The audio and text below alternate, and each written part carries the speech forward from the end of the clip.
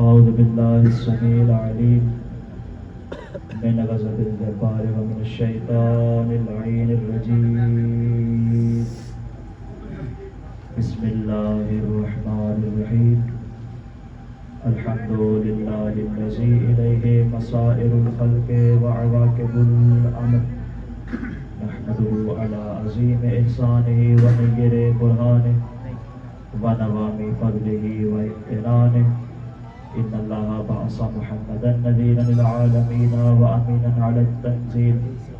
ثم الصلاة والسلام على النبي الكريم الذي سمي في السماء بأحمد وفي الأرضين أبي القاسم مصطفى محمد. اللهم صل على محمد وعلى أهل بيته الطيبين الطاهرين المعصومين المظلومين المنتجبين المنتخبين الذين أذهب الله عنهم الرجس وطهرهم تطهيرا.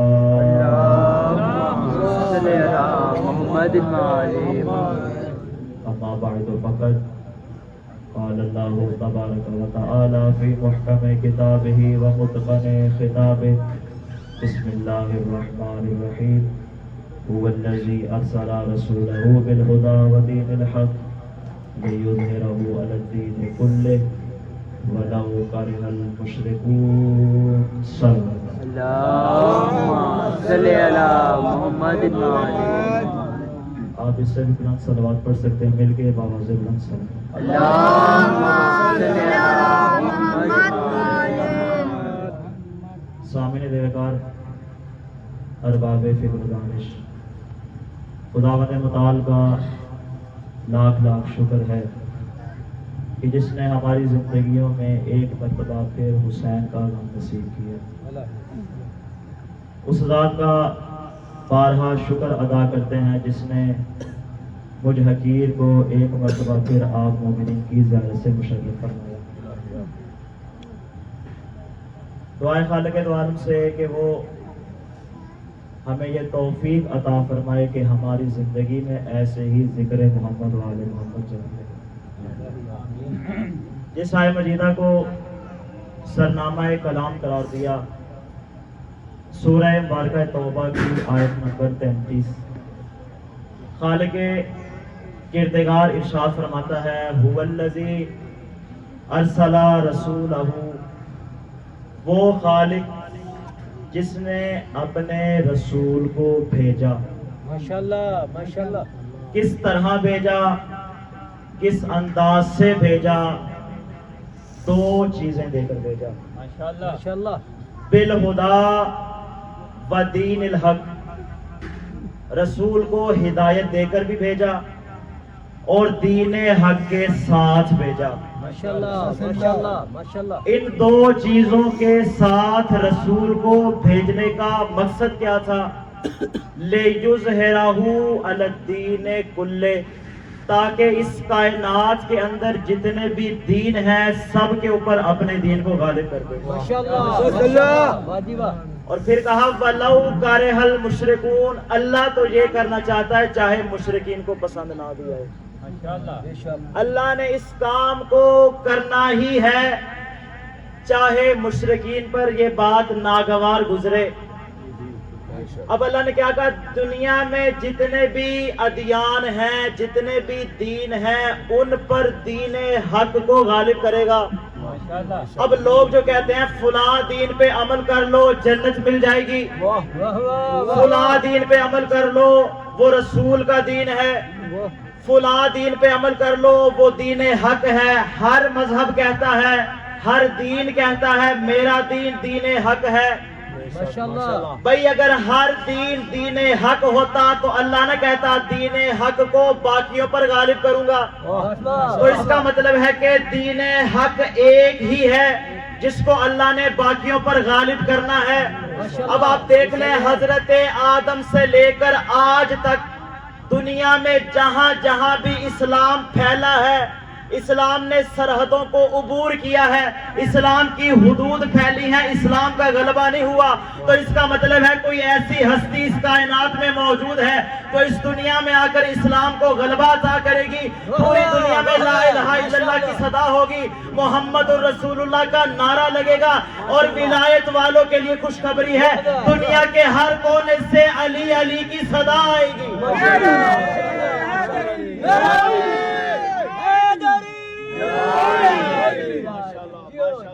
दीने हक को गलबा अता करेगा। इसका मतलब है गलबा होना बाकी है। कोई ऐसा जमाना आएगा जिसमें उसका दीन गलबा पाएगा। तो मैंने इस दफा के लिए एक ऐसे मौजू का इंतखाब किया है जो हमारे वक्त की जरूरत है। ऐसा इन्वान जिसकी हर इंसान को जरूरत है। और जरूरत क्यों है? इसलिए कि मासूम ने फरमाया, मम माता वलम यारिफ इमामा ज़माने फकत माता मीततन जाहिलिया। जो मर गया इस आलम में कि अपने जमाने के इमाम की मारिफत हासिल ना की, तो वो उस मौत पर मरेगा जो इस्लाम वाली नहीं होगी। ऐसा मौजू कि जिसका ताल्लुक हमारे वक्त के इमाम के साथ है, यानी मारिफत इमाम ज़माना। माशाल्लाह माशाल्लाह।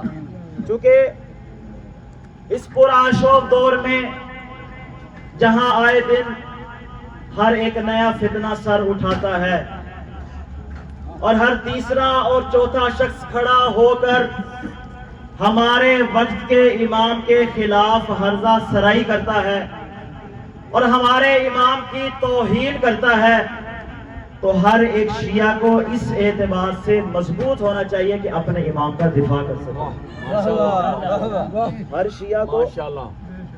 हर शिया को मैं ये नहीं कहना, चाहे जवान है बूढ़ा है उसे कुछ पता है नहीं पता, फिर भी इस एतबार से मजबूत होना चाहिए कि अपने वक्त के इमाम का दिफा कर सके। सारे के सारे इमाम सब वाजिबुल इताअत, सबकी इताअत जरूरी, सबकी फरमाबरदारी जरूरी, लेकिन जिस इमाम की इताअत को अल्लाह ने हमारे ऊपर वाजिब किया वो इमाम महदी है। तो हमें अपने वक्त के इमाम की कम से कम इतनी मारिफत होनी चाहिए। आ चुके हमारी तमहीदी गुफ्तगू है और मैं आज से इंशाल्लाह अपनी मंजिल को मुतय्यन कर दूंगा कि हम अपनी गुफ्तगू को किस समत पर लेके जाएंगे। और सवाल सबसे पहले हमारे ज़हनों में यही आता है कि मारिफत है क्या? ये जो हम कहते हैं ना इमाम की मारिफत हासिल करना जरूरी है, ये मारिफत है क्या? क्या मारिफत का मतलब ये है कि हम जान लें इमाम कब पैदा हुए, इमाम के वालिद का नाम क्या है, उनके भाई का नाम क्या है, उनके बेटे कितने हैं, उन्होंने ज़ुहूर कब करना है? क्या ये मारिफत है? ये मारिफत नहीं, ये मालूमात है।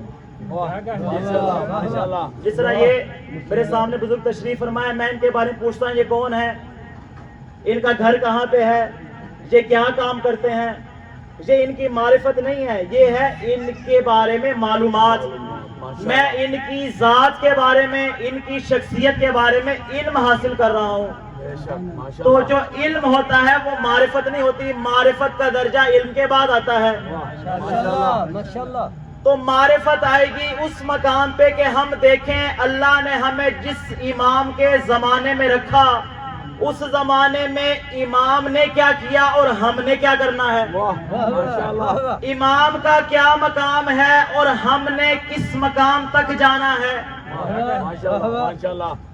इमाम अगर ज़ुहूर नहीं कर रहे तो क्यों नहीं कर रहे? इमाम को अगर ज़ुहूर करना है तो वो कौन सी चीजें हैं जो इसका सबब बन जाएंगी? यानी हमें कुछ ऐसे काम करने पड़ेंगे जो इमाम के ज़ुहूर की राह को हमवार करेंगे। इंशाल्लाह आगे एक इन्वान आएगा जिसमें गैबत में जो हमारी जिम्मेदारियां हैं उनके ऊपर इंशाल्लाह तफसीली गुफ्तगू होगी। आ चुके इब्तिदाई गुफ्तगू है, तो मैं चाहता हूं कि इमाम के बारे में कि एक इमाम جو دوسرے امام کا تعارف کرواتا ہے تو کس انداز میں کرواتا ہے؟ کیونکہ خدا نے یہ واجب قرار دیا ہر امام کے اوپر کہ اپنے بعد والے امام کا تعارف کروائے. بھائی جب تعارف ہی نہیں ہوگا لوگوں کو کیا پتہ چلے گا ہمارا امام کون ہے؟ امام زمانہ عجل اللہ فرجہ الشریف 255 ہجری میں آپ کی ولادت ہوئی، اور ولادت کے بعد امام کچھ دیر کے لیے لوگوں کے سامنے آتے تھے، پھر جبرائیل ان کو عرش پر لے جاتے تھے.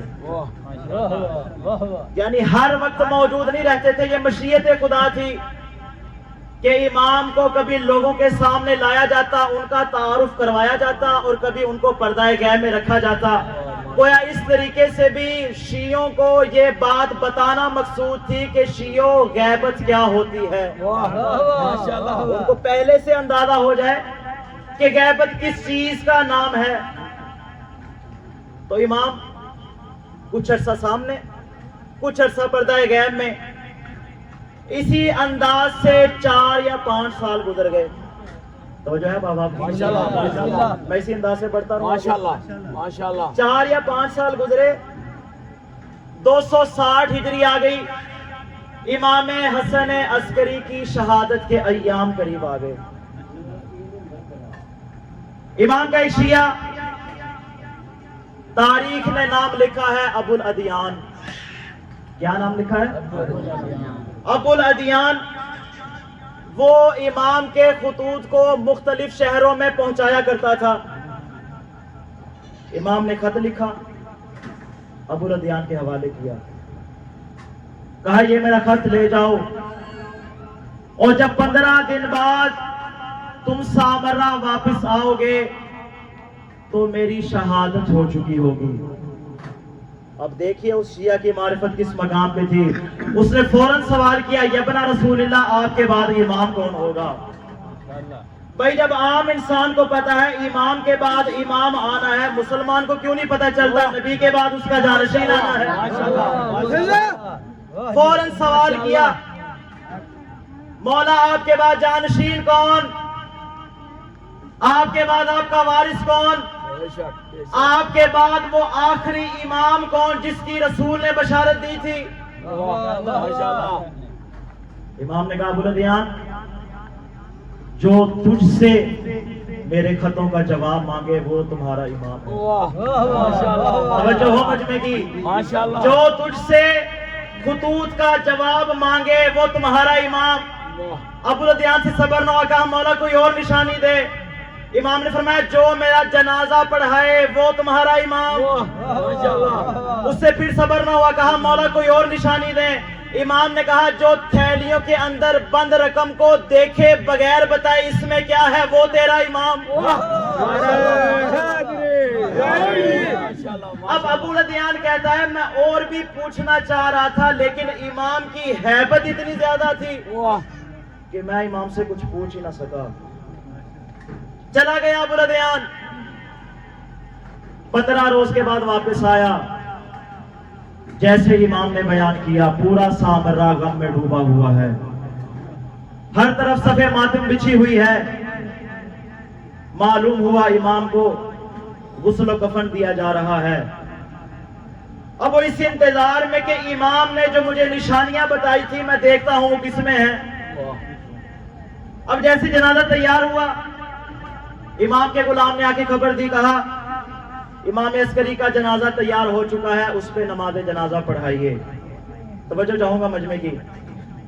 کہا نماز جنازہ پڑھائیے. امام کا ایک بھائی تھا جس کا نام تھا جعفر.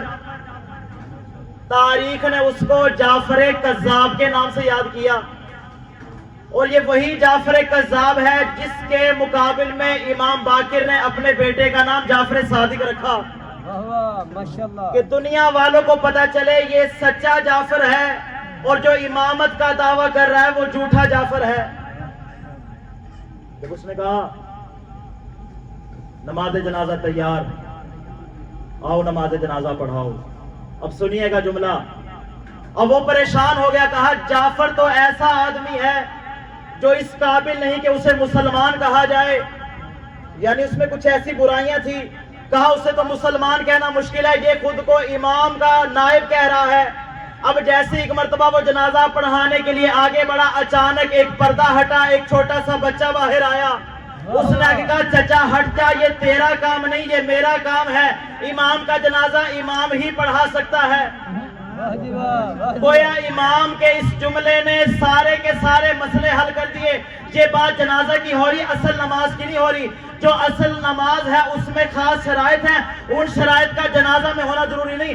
جنازہ ہے مرحوم کے لیے دعا، دعا آپ میں سے بھی کوئی کر سکتا ہے، میں بھی کر سکتا ہوں، دعا ہر کوئی کر سکتا ہے۔ لیکن امام نے کہا تو جنازہ پڑھانے کا بھی اہل نہیں۔ جب ایک عام انسان امام کا جنازہ نہیں پڑھا سکتا، اور یہ جعفر کون ہے؟ امام کا بھائی ہے، امام کا بیٹا ہے، امام کا پوتا ہے، امام سے اتنا قریبی رشتہ، پھر بھی امام کا جنازہ نہیں پڑھا سکتا۔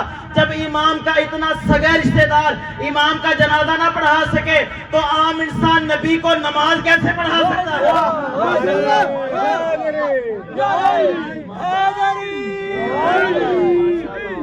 محمد والے محمد بلندر صلوات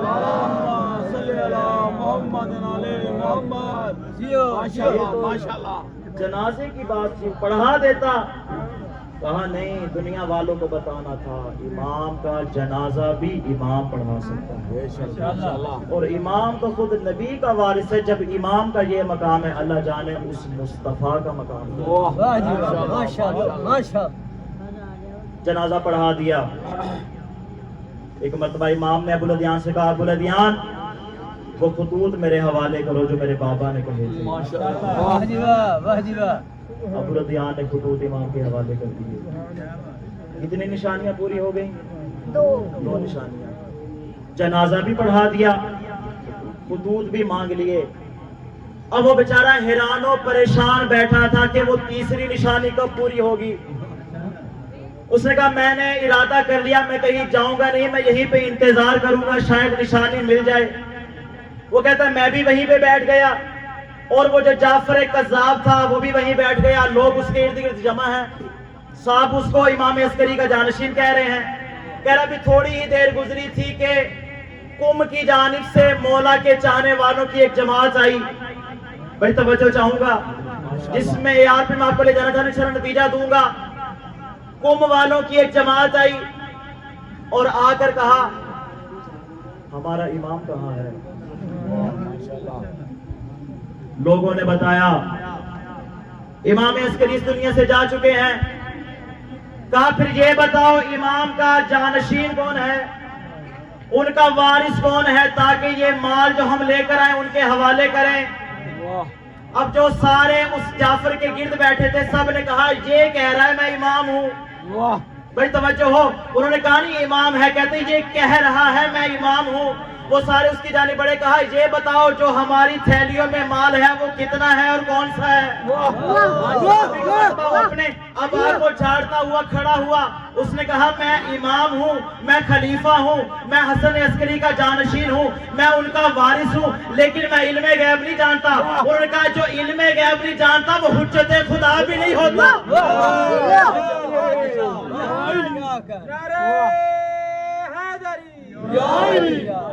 ماشاءاللہ۔ جس کو علم غیب ہی نہیں وہ کیسا خدا کا خلیفہ ہے؟ اب وہ بیچارہ خاموش کہ میں اب کیا کہوں۔ ابھی تھوڑی دیر گزری تھی، اندر سے غلام باہر آیا جو امام عسکری کا غلام تھا، تاریخ میں اس کا نام عقید لکھا ہے۔ وہ باہر آیا، کہا ہے قم والو جو خطوط تمہارے پاس ہے میرے حوالے کرو۔ انہوں نے کہا تو کون ہے اور تمہیں کس نے بھیجا؟ کہا مجھے اس نے بھیجا جو اس زمانے کا آخری محمد ہے، مجھے اس نے بھیجا جو عسکری کا جانشین ہے، مجھے اس نے بھیجا جو ہو بہو تصویر محمد ہے۔ انہوں نے کہا انہوں نے تمہیں کیا کہہ کے بھیجا؟ کہا تمہارے پاس جو مال ہے اس کو سارے مال کو ملا کر کل رقم 1060 دینار بنتی ہے۔ 1000 دینار تھیلیوں میں موجود ہے، 60 دینار سونے کے کپڑے میں لپٹے ہوئے ہیں۔ माशाल्लाह माशाल्लाह। اب انہوں نے بھی عقید کے کہنے پہ مال اس کے حوالے کر دیا. گویا وہ عام شیعہ تھے لیکن وہ اس بات کو جانتے تھے کہ جو ہمارا امام ہوگا اس کو علم غیب ہوگا. بھئی عام شیعوں کو تو یہ بات سمجھ میں آ گئی کہ ہمارے امام کو علم غیب ہوگا. اللہ جانے وہ کیسے مسلمان ہیں جن کو سمجھ ہی نہیں آتا کہ محمد کو علم غیب تھا بھی یا نہیں.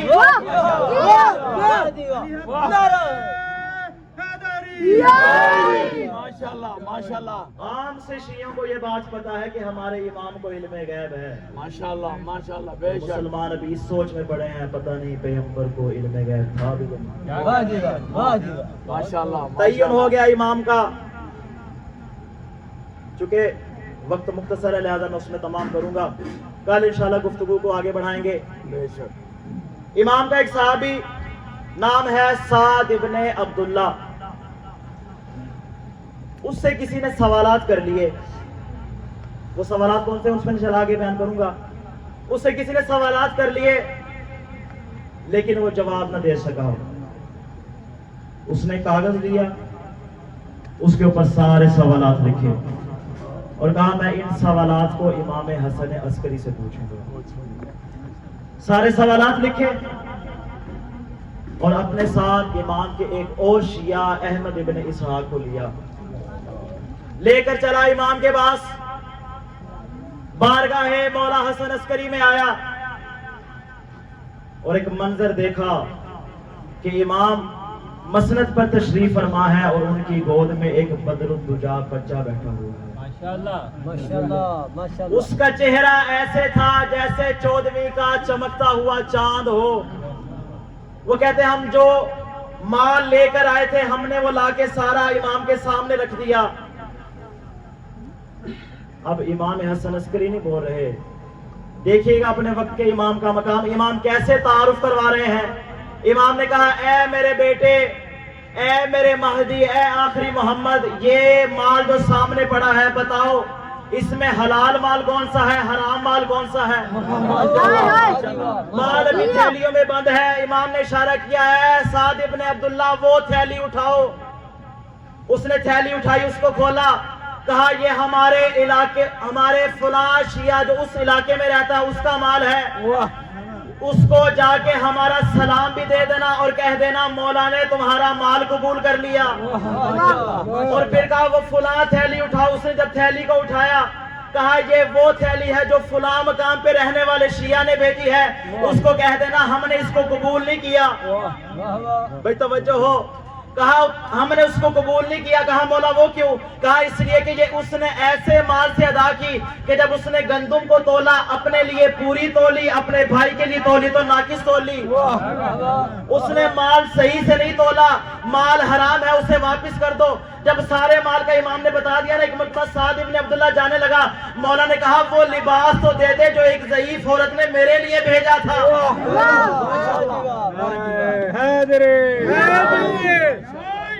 اس نے ایک مرتبہ کہا مولا مجھے تو اس کے بارے میں یاد ہی نہیں تھا. اس نے لباس نکالا, مولا کے حوالے کیا. پھر احمد ابن اسحاق کو دیکھا, کہا تو کس مقصد سے آیا ہے؟ اس نے کہا مولا آپ کی زیارت کے لیے آیا. امام نے کہا زیارت کے لیے تو آیا ہے لیکن تو کچھ سوالات لے کر آیا ہے جن کا جواب چاہتا ہے. اس نے کہا جی مولا جوابات تو چاہیے. کہا میں جواب نہیں دوں گا, میرا بیٹا مہدی جواب دے گا. کہا اس بچے کو مسجد کے گوشے میں لے جاؤ اور اس سے سوالات کرو. اب اس نے کچھ سوالات کرنا شروع کیے. ان سوالات میں سے ایک سوال یہ تھا, اس نے کہا جناب موسیٰ جب وادی مقدس سے طوا میں داخل ہوئے تو اللہ نے کیا کہا تھا, یا موسیٰ اخلا نعلیک, اے موسیٰ اپنی جوتیاں اتار دو. مولا یہ تو بتائیے وہ جوتیاں کس چیز کی بنی تھی جس کو اتارنے کا حکم کیا تھا. مولا نے کہا تو کیا کہتا ہے؟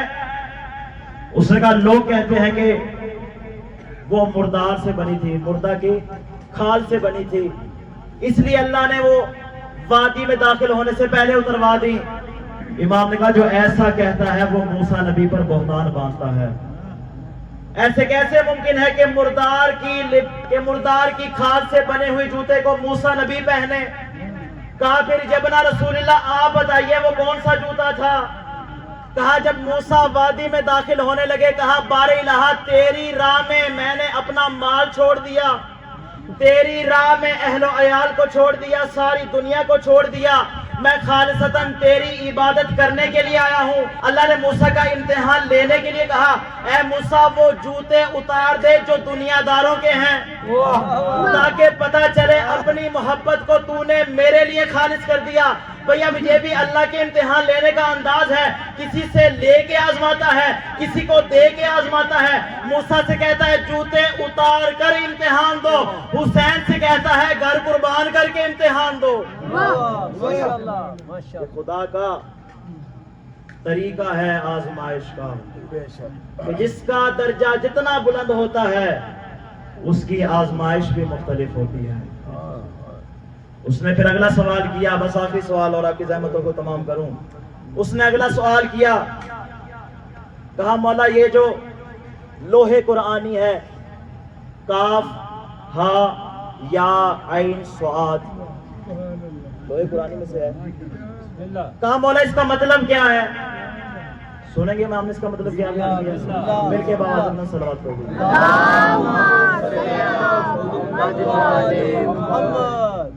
مولا اس لوح قرآنی کا مطلب کیا؟ امام نے کہا یہ علم غیب کی خبروں میں سے ایک خبر ہے کہ جس کی خدا نے اپنے نبی حضرت زکریا کو بھی خبر دی تھی اور ہمارے جد رسول خدا کو بھی بتایا تھا۔ کہا مولا اگر اجازت ہو تو اس حقیق کو بھی بتا دیں۔ سننا چاہیں گے امام کا؟ بسم اللہ۔ امام نے کہا جب حضرت زکریا نے خدا سے سوال کیا تھا بار الہ وہ کون سے اسماء تھے جن پر حضرت آدم کی توبہ قبول ہوئی تھی، مجھے ذرا ان اسماء کے نام تو بتا دے۔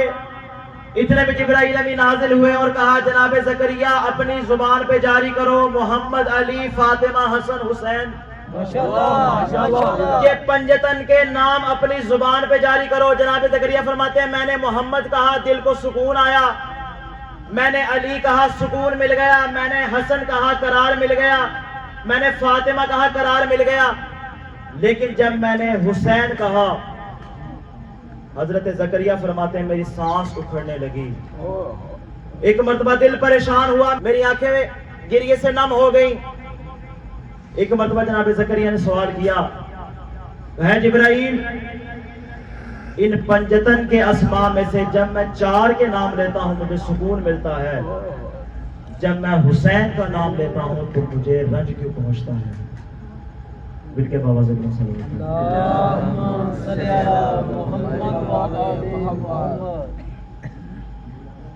کہا جب میں یہ 4 نام اپنی زبان سے جاری کرتا ہوں تو مجھے سکون ملتا ہے، جب میں حسین کا نام لیتا ہوں تو میری آنکھوں سے آنسو کو جاری ہوتے ہیں۔ تاریخ میں ملتا ہے جناب جبرائیل نے سارا واقعہ کربلا حضرت زکریا کو بیان کیا، اور واقعہ بیان کرنے کے بعد وہ لوح قرآنی کہا یہ جو کاف ہا یا عین صاد ہے اس میں کاف سے مراد کربلا ہے، ہاں سے مراد عطرت رسول کی ہلاکت ہے، یا سے مراد یزید ہے، عین سے مراد عطش اور پیاس ہے، اور صاد سے مراد آل محمد کا صبر ہے۔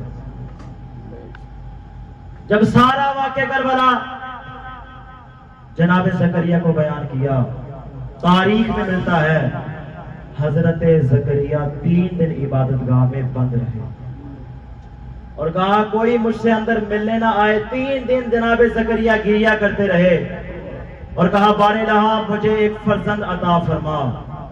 خدا نے خوشخبری دی، کہا ہم نے تجھے یحییٰ عطا کیا، یحییٰ کی بشارت ملی، کہا بار الہ ایسا فرزند عطا کر جو میری آنکھوں کی ٹھنڈک ہو اور مجھے اپنے بیٹے سے ایسے سکون ملے جیسے محمد کو حسین سے سکون ملتا ہے، اور مجھے اس کی مصیبت اور پریشانی میں ایسے مبتلا کر جیسے محمد کو حسین کی پریشانی میں مبتلا کیا۔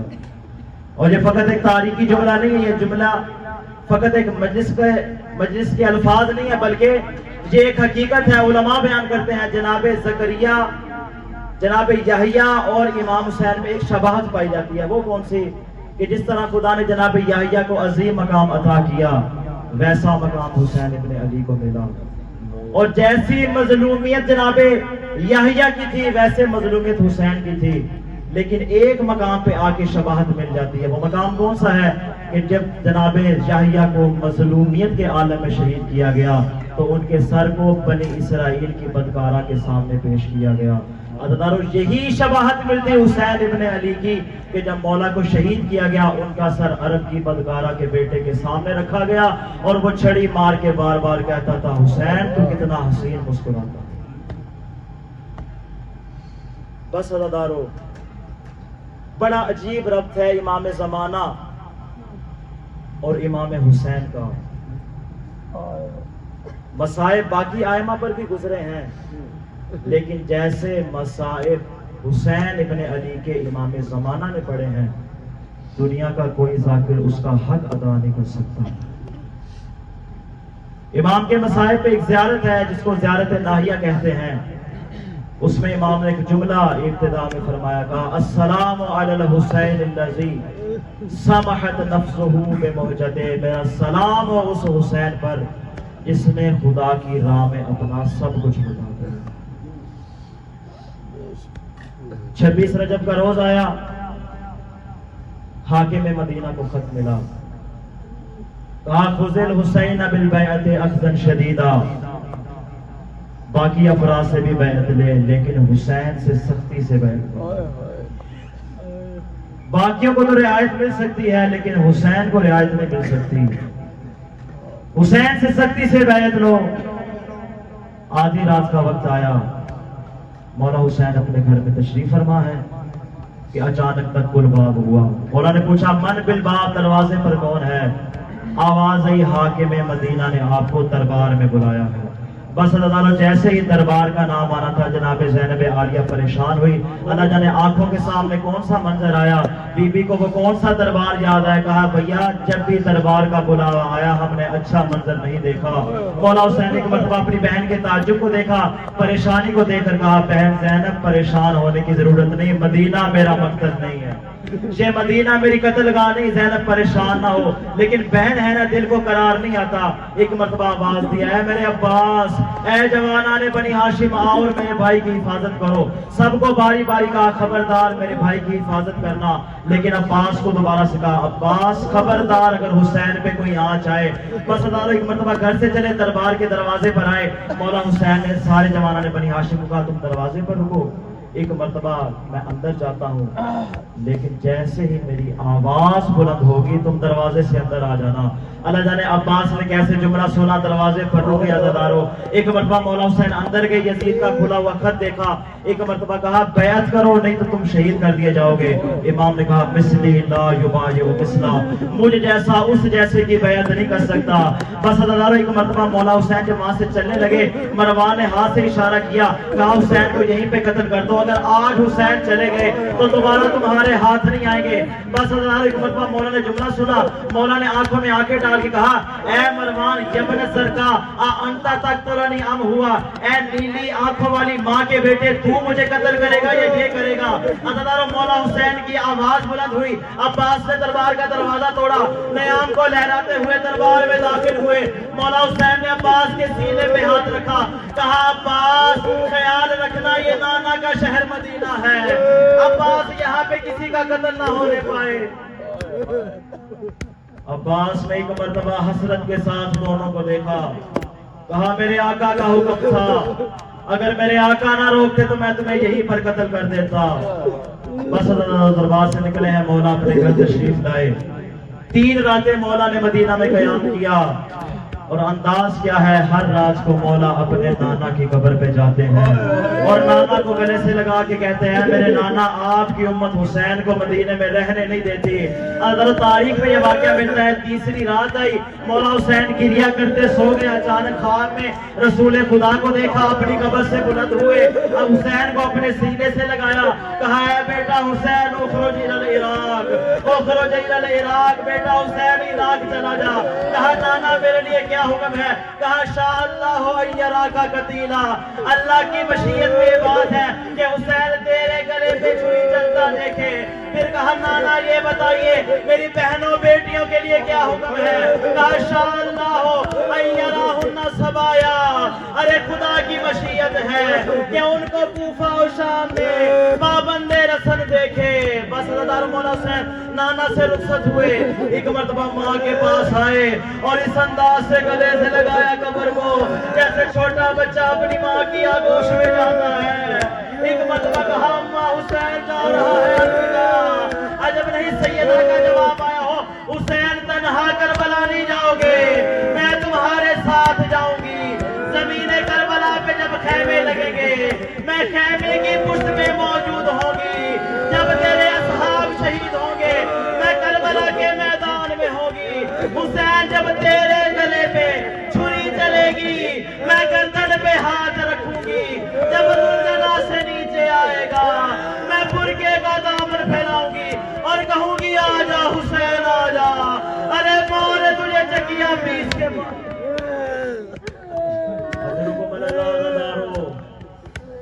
ماں سے رخصت ہوئے، ایک مرتبہ گھر آئے، کہا نانی ام سلمہ حسین جا رہا ہے خدا حافظ۔ اب سنیے گا بی بی کا جملہ، امہات المومنین میں سے ہے، رسول خدا کی زوجہ ہے۔ کہا حسین جہاں مرضی چلے جاؤ مگر عراق نہ جانا۔ کہا نانی عراق کیوں نہ جاؤ؟ کہا اس لیے کہ تمہارے نانا نے مجھے بتایا تھا کہ عراق والے ہوں گے جو حسین کو شہید کریں گے۔ ایک مرتبہ مولا نے دو انگلیوں کو بلند کیا، کہا نانی ام سلمہ ذرا انگلیوں کے درمیان میں دیکھو۔ ایک مرتبہ بی بی نے دیکھا، ایک ہولناک منظر نظر آیا۔ کہا حسین بڑا عجیب منظر ہے۔ کہا بی بی یہ وہی صحرا ہے جہاں آپ کے حسین کو شہید کیا جائے گا۔ مولا نے ایک مرتبہ حکم دیا، خاکِ کربلا بلند ہوئی۔ مولا نے کہا نانی اس خاک کو اس خاک کے ساتھ رکھ لو جو رسول خدا نے آپ کو دی تھی، اور اس وقت کا انتظار کرنا جب یہ خون میں بدل جائے۔ بس ہر وقت گزرتا رہا، بی بی ام سلمہ روزانہ اٹھ کر اس شیشی کو دیکھا کرتی تھی۔ وقت گزرتا رہا، محرم کا چاند نظر آیا، تاریخ نے لکھا 10 محرم کا روز آیا۔ بی بی ام سلمہ نے دیکھا کہ ایک مرتبہ رسول خدا عالم خواب میں آئے، بال بکھرے ہوئے ہیں، لباس خون آلودہ ہے۔ ایک مرتبہ بی بی نے سوال کیا یا رسول اللہ کیسی حالت ہے؟ کہا میں میدان کربلا سے آ رہا ہوں جہاں میرے حسین کے گلے پہ چھری چلائی جا رہی ہے۔ اے ام سلمہ سر حسین میری وَإِنَّا إِلَيْهِ رَاجِعُونَ سَيَعْلَمُ الَّذِينَ ظَلَمُوا أَيَّ مُنقَلَبٍ يَنقَلِبُونَ عَلَىٰ ذَنبِ قَضَائِهِ وَتَسْلِيمِهِ